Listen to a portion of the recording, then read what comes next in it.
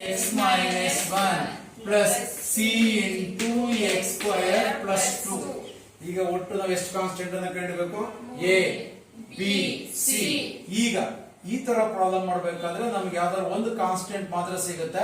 ಇಲ್ಲಿ x minus 1 ಅಂತ ಇದ್ರೆ ಪುಟ್ ಬೈಬಿಡು ಹೇಳು, x is equal to 1 minus 1 ಇದ್ರೆ plus 1 plus 1 ಇದ್ರೆ minus 1. put x is equal to 1 on both side. x is equal to 1 ಆದ್ರೆ 2 into 1 plus 3.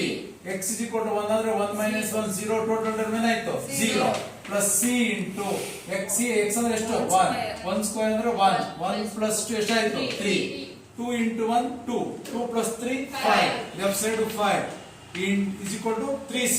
ಹೇಳೋ come on, what's the value of c ಅಂದ್ರೆ 5/3 is equal to c. Remaining ಎಷ್ಟು constant ಕಂಡುಹಿಡಿಯಬೇಕು ನಾವೀಗಿನ? c ಅಂದ್ರೆ a ಮತ್ತು b. by using compare the coefficient of x square or x or constant method. First highest power ಯಾವುದು ಇದರಲ್ಲಿ? x square. compare the coefficient of x square on both side. compare the coefficient of x square on both side. Left side ಅಲ್ಲಿ ಎಲ್ಲಾದ್ರೂ x square ಇದೆಯಾ? ಇಲ್ಲ. ನೋಡಿ left side ಏನು ಬರೆಯೋಣ 0. ಇಲ್ಲಿ ಮಲ್ಟಿಪ್ಲಿಕೇಶನ್ ಮಾಡ್ಕೊಂಡು ನೀನು ax into x ಅಂದ್ರೆ ax square. x square coefficient ಏನಾಯ್ತು ಅಲ್ಲಿ a. ಇದು ಮಲ್ಟಿಪ್ಲಿಕೇಶನ್ ಮಾಡಿದಾಗ x square ಬರಲ್ಲ.